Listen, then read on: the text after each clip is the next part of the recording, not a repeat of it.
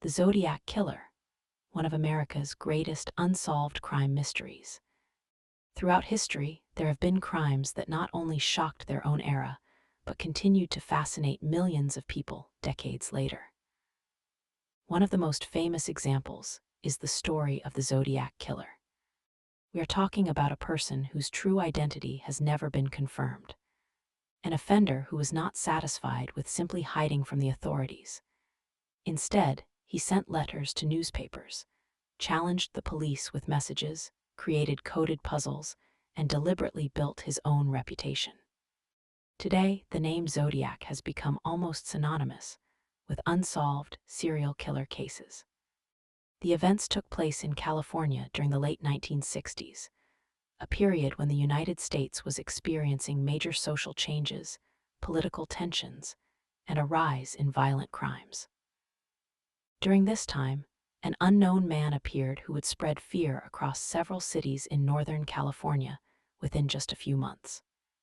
However, what made the case truly unique was not only the murders themselves, but also the psychological game the killer played with law enforcement and the public. To this day, we do not know exactly how many people he was responsible for killing. The officially confirmed number of victims is 5, but in his own letters, the Zodiac claimed that he had killed many more. The first known chapter of the story began on December 20, 1968. On that night, 2 teenagers, 16-year-old Betty Lou Jensen and 17-year-old David Faraday, were sitting in a car on a secluded area of Lake Herman Road near Berryessa, California. The location was a popular spot for young couples who wanted a quiet place to spend time together. But that evening ended in tragedy. An unknown attacker approached them and opened fire on the vehicle. David Faraday was killed beside the car, while Betty Lou Jensen was shot as she attempted to escape. At the time, police had no idea they were dealing with the first confirmed attack of a future serial killer.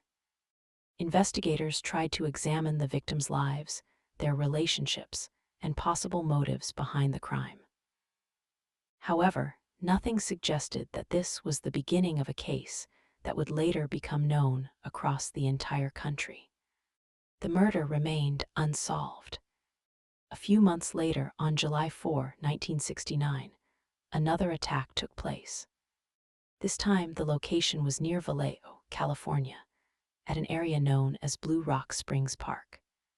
22-year-old Darlene Ferrin and her friend, 19-year-old Michael Majo, were sitting inside their car when another vehicle pulled up beside them.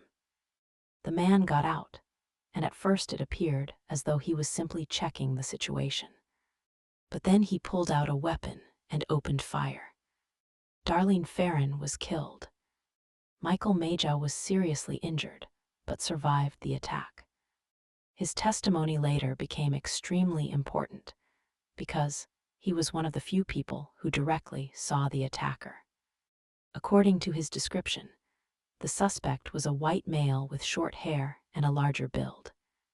At that point, police still did not fully understand the connection between the two attacks. The connection was created by the killer himself. A few weeks later, mysterious letters arrived at the offices of 3 newspapers. In the letters, the sender claimed responsibility for the previous murders. These were not simple confession letters. The writer included detailed information about the attacks, details that could only have been known by the killer or investigators. The letters also contained a special coded message. The author demanded that newspapers publish the code, threatening that he would kill more people if they refused. At the end of the letters, he used the name Zodiac for the first time, along with his now famous symbol. From that moment on, the killer was no longer just an unknown criminal. He had created his own identity. The media began covering the story, and people across the country started talking about him. The Zodiac achieved exactly what he wanted: attention. The code included with the letters became a major challenge for investigators. The Zodiac claimed that solving the code would reveal his motives and explain why he committed the murders. However, the code was far more complicated than anyone expected. For decades, amateur codebreakers and experts attempted to solve it. The first Zodiac cipher, consisting of 408 characters, was eventually solved by a husband and wife team together with a school teacher. However, the message did not answer the most important question. It did not reveal the identity of the killer. Instead, it provided insight into the mind of a person who appeared extremely narcissistic and manipulative. In the message, he wrote about enjoying the attention and claimed that the people he killed would serve him in the afterlife. For investigators, it became clear that they were not dealing with an ordinary criminal. They were dealing with someone who appeared to enjoy fear, control, and the psychological impact he had on others. In September 1969, one of the Zodiac's most famous attacks took place. The location was Lake Berryessa. This case was especially unusual because the attacker openly used his own symbols and identity. He wore a black outfit with the Zodiac symbol displayed on it. Two young people, Brian Hartnell and Cecilia Shepard, were spending time near the lake. The man approached them and claimed that he was an escaped prisoner who needed money and their car. Later, it became clear that this was only a deception. The attacker tied them up and then stabbed them with a knife. Brian Hartnell survived the attack, but Cecilia Shepard died several days later from her injuries. At the scene, the attacker left a message referring to his previous murders. This became one of the strongest pieces of evidence, suggesting that the same person was responsible for multiple attacks. After the Lake Berryessa attack, the police were now certain that the same person could be responsible for several separate murders.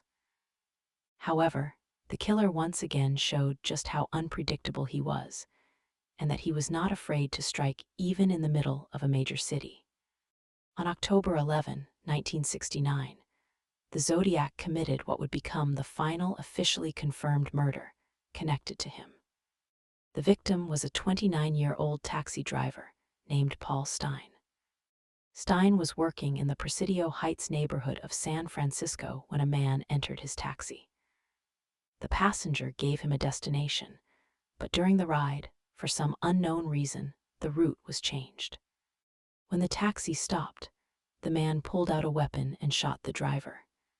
At first, the attack did not appear unusual, as it could have been mistaken for a simple robbery against a taxi driver. However, when police arrived at the scene, they discovered evidence that clearly connected the crime to the Zodiac. The attacker cut off a piece of Paul Stine's shirt, which he later used as proof in his letters. The Zodiac sent the piece of fabric to newspapers, demonstrating that he was truly responsible for the murder. This attack was especially significant because several witnesses saw the killer. People living in the area noticed a man near the taxi. Some teenagers even contacted the police and provided a description of the suspect. However, this was where one of the most famous mistakes in the entire investigation occurred. Police officers received information over the radio stating that the suspect was possibly a black man. This information was incorrect. Because of this mistake, patrol officers did not stop the man who may actually have been the Zodiac. Later, it was discovered that several police officers had passed near him, but they did not realize that he could be the murderer they were searching for. This error likely played a major role in allowing the Zodiac to escape once again. It was a moment when authorities may have come extremely close to capturing him. After the murder of Paul Stine, the Zodiac continued sending letters, but the intense series of killings suddenly stopped. However, his letters did not disappear. From late 1969 into the early 1970s, he sent several more messages to different newspapers. In these letters, he often made threats, mocked the police, and claimed that he was planning further attacks. At the same time, it became increasingly difficult to determine which letters were genuine and which may have been written by people simply seeking attention. One of the Zodiac's greatest weapons was uncertainty itself. No one knew when he was being truthful, when he was lying, or when he was trying to mislead investigators. Police departments in several different cities continued investigating the case because the attacks had occurred in multiple locations. This created major challenges. Different law enforcement agencies did not always share information quickly with each other, which slowed down the investigation. At that time, there were no modern databases or advanced communication systems that could help investigators connect evidence and information as easily as today. Important evidence was spread across multiple police departments, making it much harder to build a complete picture of the case. Over time, the Zodiac became less and less active. However, this did not mean that investigators forgot about him. Authorities questioned hundreds of people, investigated countless tips, and examined many possible suspects. One of the most famous names connected to the case over the decades was Arthur Leigh Allen. Allen was born in California in 1933, and his name came up early in the investigation. Several circumstances caused police to become interested in him. One acquaintance reportedly told investigators that Allen had shown interest in the Zodiac case and had made certain comments that seemed suspicious. Investigators were also interested because Allen once owned a watch that featured a symbol similar to the one used by the Zodiac. Police conducted a search of his home. They discovered certain items that increased suspicion around him, but they never found evidence that directly connected him to the murders. Handwriting analysis also failed to prove that he wrote the Zodiac letters. DNA testing did not provide a definitive answer either. Arthur Leigh Allen always denied being the Zodiac. He died in 2002, but many people still believe he may have been the killer. Other researchers, however, believe Allen was most likely only a strong suspect and not the actual perpetrator. Over the years, many other names have been suggested. Some individuals were identified by amateur investigators, while others were examined by journalists and independent researchers. Some of these theories were extremely detailed, but none of them ever produced official proof. The problem is that very little certain information remains about the Zodiac.